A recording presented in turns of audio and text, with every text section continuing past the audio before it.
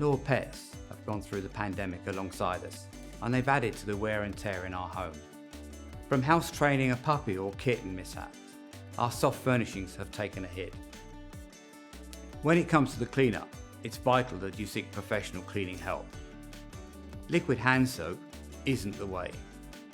Pet stains soak right through, and they leave quite powerful odours behind that seep into the fibres and linger.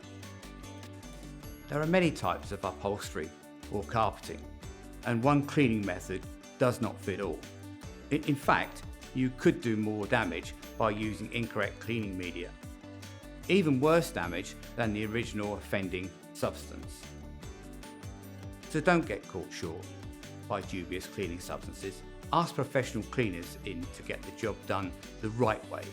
Your carpets and sofas are counting on you.